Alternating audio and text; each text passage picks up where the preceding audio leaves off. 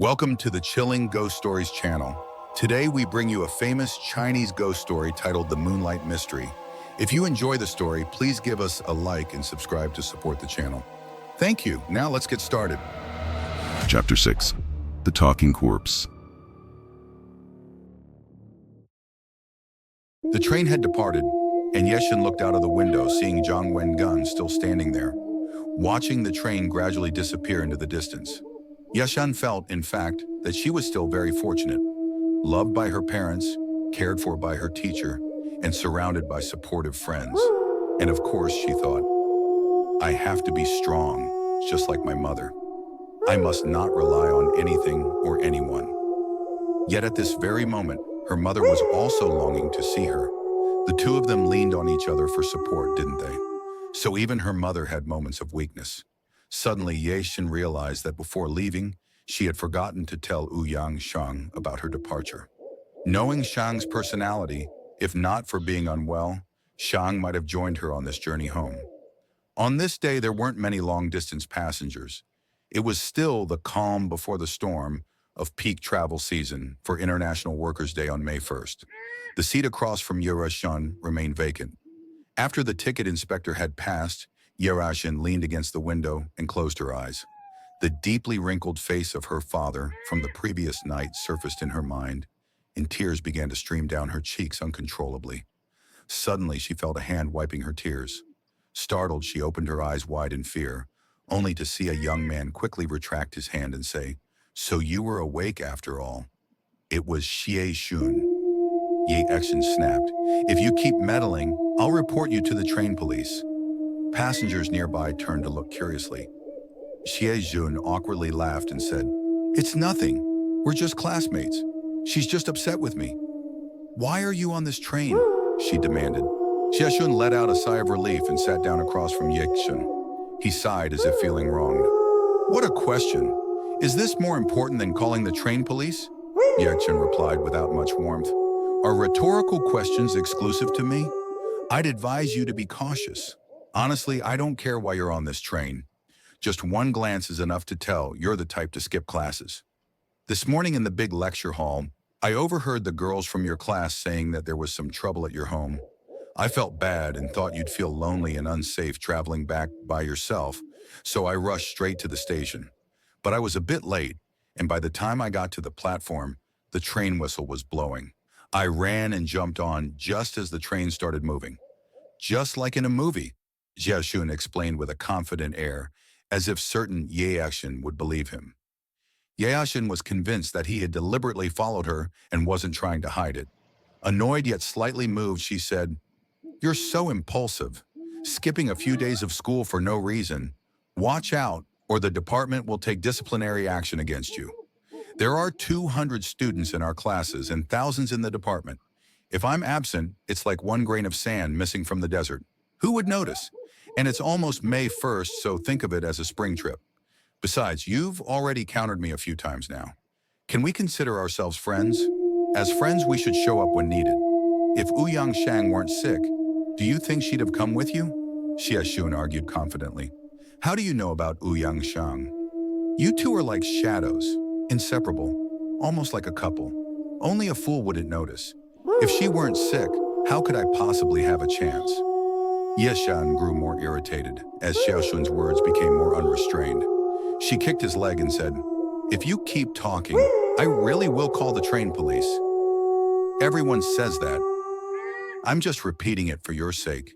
You know, at our age, boys and girls being close is nothing unusual. But if it's boy-boy or girl-girl, that's when people start talking. You might ignore it, but the gossip of others can be truly scary." Xiè Xùn suddenly remembered a cold-faced student and remarked, "You must have some experience with this. What about that friend of yours? He seems decent enough, though a bit cold." "Of course, he's been my best friend since we were kids." "So you're childhood sweethearts?" Xiè Xùn shifted from defense to offense. "Call it what you want. We're even closer than that. We're inseparable. What do you think? Does that sound romantic enough for Kong Yao's novels?" Xiè Xùn finally gave up. "You're such a pig, completely reckless, like a pig that doesn't fear boiling water after being slaughtered." Her crude analogy made her laugh despite herself. This is the first time I've seen you smile, isn't it? Xiè Xùn suddenly asked seriously. What does it matter to you? Xiè Xùn's mood quickly turned sour again. She stared out the window, her eyes vacant as the scenery outside sped past. The girls in your class said you saw your father last night. That's obviously made up. Whether you believe it or not has nothing to do with them, Xiè Xùn replied coldly. I'm serious. Of all the students in the lecture hall, I'm the only one who believes you saw your father last night. I see. That's because you're trying to win me over. Whatever I say, you'll believe it. Do you know that my father has been in a coma for a week? Listen to me. Even I don't believe I saw my father last night. Xiè Xùn recalled Zhang Wengun's words, finding them increasingly reasonable. You can mock me all you want. I still believe you. But the person you saw wasn't your father. It was his soul. A week is 7 days, and on the 7th day, it said the dead bid their final farewell to their loved ones. Since you weren't home, your father came to see you at school, completely logical and heartfelt, and surely he left you a keepsake. That part isn't made up, is it? Xiè Xùn analyzed calmly and confidently. Hearing Xiè Xùn's words made Xiè Xùn feel much more at ease. Someone actually believed her? Just moments ago, she had started to doubt everything she had seen. But now, did this mean she should believe in superstitions about ghosts and spirits? In my opinion, the boundary between opposites, truth and fiction, materialism and superstition, is often unclear, Xiè Xùn continued, seemingly reading her thoughts. There are many examples like this in history. For instance, humans are real, but gods are superstition. But have you ever heard of man-made gods? For example, Hitler? Well, you women are usually not interested in history, so I'm probably talking to deaf ears. Xiè Xùn frowned. Arrogant, biased, speaking nonsense. I think you have a very shallow understanding, but try to act mysterious. Since you mentioned truth and fiction, why don't you tell me your song story? I promise I won't tune you out. But Xiè Xùn firmly shook his head. This isn't the place for storytelling. Let's wait for another occasion. Xiè Xùn thought to herself, he's trying to bait me, but I'm no big fish ready to bite. She smiled faintly. Well, if you won't tell it, forget it. No need to come back with me. If the train stops at the next station, you can get off then. It's not far anyway. Some things, once you take a step forward, it's hard to turn back. Distance doesn't matter. I don't quite get it. Care to give an example? Love, for example. Many pop songs exaggerate it. Once you love, you walk down a path with no turning back. Once you give your heart, you don't ask for it back. Once you love, you won't change your mind. Once you love, don't say sorry. And so on, and so on. Can you give an example that's not exaggerated? Xiè Xùn thought for a moment. Well, I won't say it. I'm afraid you won't be able to handle it. Go ahead, I'm mentally prepared. Just don't use any foul language, and I won't hold it against you. Xiè Xùn said each word clearly.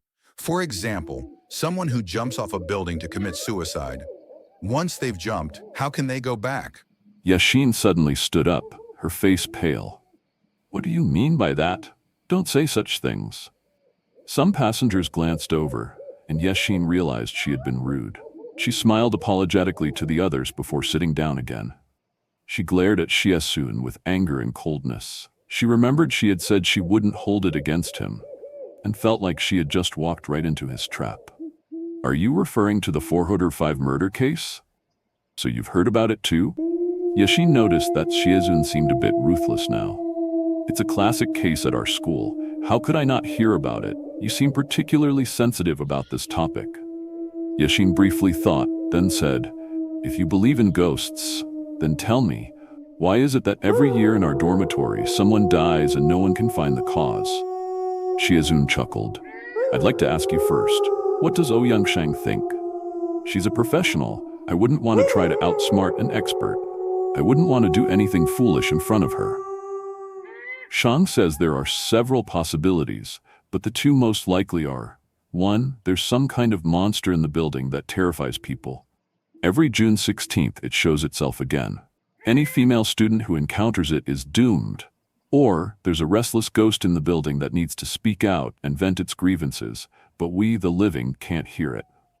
So, this ghost kills someone every year to force people to pay attention. Not too imaginative, though. Xiè Xùn sneered. You dare mock me now. It's still April. June 16th is just around the corner. I'm planning to stay at the guest house that night. You can join me for a movie all night long. If you get sleepy, you can rest your head on my shoulder. Don't worry, I'll keep my nobleman posture. Xiè Xùn replied, You're ready to take on the role of a petty man, and you think you can reach the noble heights of a gentleman?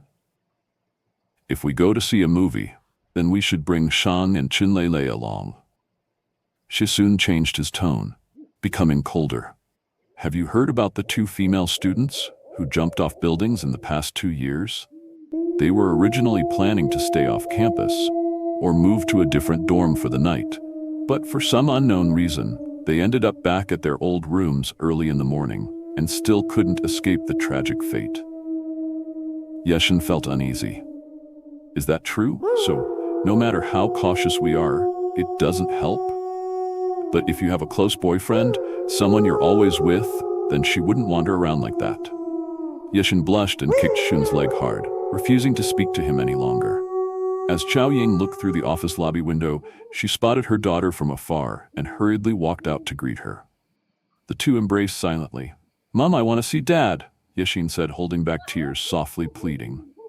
Xiaoying, knowing her daughter had become much bolder since joining the medical school, understood that she had traveled for 20 hours and must be exhausted, but she nodded in agreement.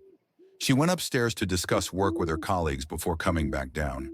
When she saw her daughter sitting sideways in the waiting chair, dozing off, wearing a raincoat that looked like the one Diep Zhenwu had always worn, her heart skipped a beat. Where did this raincoat come from? Xiaoying quickly shook Xiè Xùn awake. Xiè Xùn was just as shocked. I packed it in the suitcase. How did it end up here? Mom, whether you believe it or not, I really did see Dad the night before last. He left this coat for me and said he was sorry to you, to our family. Xiaoying's heart stirred as she noticed the faint, dark circles under Yinnan's eyes. She thought to herself, perhaps when Ye Zhenwu had returned home before and sensed his declining health, he quietly placed the coat in her luggage as a keepsake. With the things she was saying, it seemed that Xiè Xùn was simply grieving so deeply that she was starting to think irrationally. Ye Zhenwu's body was being kept at the morgue of the Third People's Hospital. Xiaoyang spoke to an acquaintance who worked at the hospital to arrange for staff to open the morgue for them. They moved Ye Zhenwu's body from the cold storage, then discreetly stepped out so that the mother and daughter could stay with their loved one. Xiaoyang didn't have the courage to look at her ex-husband's face. She said to Xiè Xùn, whenever I look at your father's body, I can't hold back my emotions. You look at him instead. Are you scared? Xiè Xùn shook her head. You wait outside, Mom. I'll be here for a while. Xiaoying gently closed the morgue door and waited outside. Xiè Xùn slowly walked to the body and hesitated before lifting the white sheet. She felt unsettled. What was she afraid of?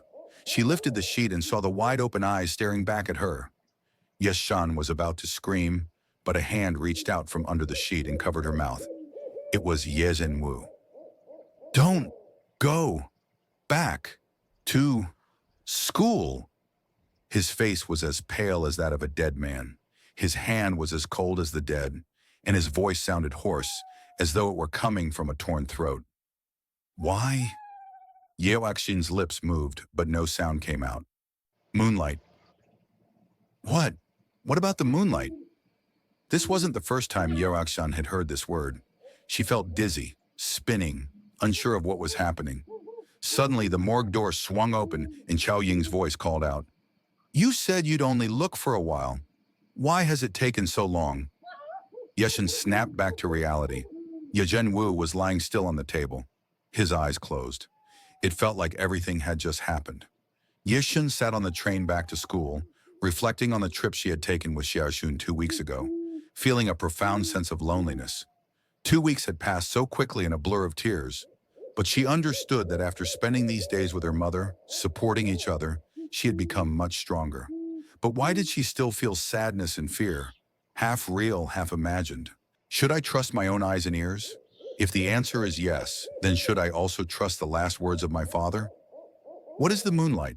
Why does it echo in my mind not just once, but again and again? Clearly, my father had sensed that returning to the University of Huazhongjong meant stepping into a dangerous path. Is there anything closer to me than the attempted murder case 405? Perhaps the signs have truly come, and the time has arrived to unravel case 405. Can I do this alone? After all, I've never been one to easily give up. I consider myself to be an independent woman. But why do I still feel lonely? Let's continue talking about the topic from last time, shall we?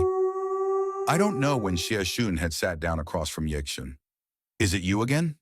She remembered that Ta Tone had dropped her off at home, without turning in, saying he was going back to school right away and didn't want to disturb her and her mother, since it was a time of mourning with a lot of arrangements to be made.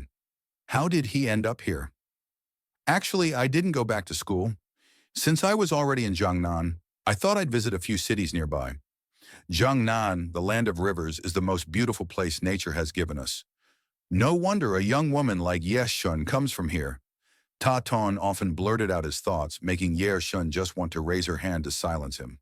Enough already. This is a public place. Please be careful with your words. I'm just saying what I see. I didn't say anything wrong. You're looking much better now. Once again, I realize how important it is to have a mother full of love. If that mother is also intelligent, then it's even a greater blessing. I really wish I could be like you, Xiè Xùn. Ta Tong's gaze appeared a bit dry. Is it that your mother? I've never met my mother. Where were we last time? Xiè Xùn thought that Ta Tong might have some sad family history, so she quickly changed the subject. We were talking about the attempted murder case 405. I remember now. You were asking about Ōu Yáng Shàng's opinion, but I didn't get to answer. Ta Tong paused in thought. I'm still pondering that there must be some historical process involved. Xiè Xùn sighed. I thought you had some profound idea, but it's just a long-winded sentence. Of course there's a historical process. It started in 1977, and it's been 15 or 16 years now. Ōu Yáng Shàng already asked in detail. There was nothing strange before. Ask? What does that matter? Can rumors ever become real history? Of course, some historians have made much worse mistakes. I suspect that the history behind it is buried very deep. And if we don't dig it up, the dark shadow of Case 405 will forever overshadow us. Stop trying to scare me, but where do we go to uncover what you call history? Ta Tong shrugged. I'm just a fool, and I can't say much. You have to do it yourself. He leaned forward, pointing at his head. Actually, it's all in here. You're smart, so think hard. If you can't figure it out on your own, you must rely on willpower and keep thinking tirelessly. Xiè Xùn suddenly remembered Professor Zhang Wengun. The way you pointed to your head just now is very similar to how my anatomy professor does it. He once said, the strange things that happen to me all come from my head. Ta Tong rested his head on his arm, leaning back in his chair. If you don't even trust yourself, then I can only give you 2 words, hopeless. He suddenly stood up, leaning forward, his eyes bright and intense as he looked directly at Xiè Xùn. We're about to arrive at Ōu Yáng Shàng, where there's the famous Thai lake. How about we get off the train and spend a day exploring? Xiè Xùn looked into Ta Tong's eyes, filled with sincerity and youthful enthusiasm. Though the invitation was unexpected, she was almost inclined to accept. But then she remembered her father's words on his deathbed. Now was not the time to be enjoying herself. Maybe not. Strange things have been happening to me lately, and I feel like I need to do something, just like you said, to uncover the mystery of Case 405.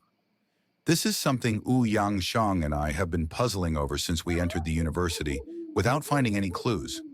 I believe my father's visit was a sign, so from this moment I must hurry to find the answer. I cannot let innocent female students continue to fall victim. Saving the world, such an honorable and grand thing, right? Xiè Xùn said with a mocking tone. But the one who's likely to die is me.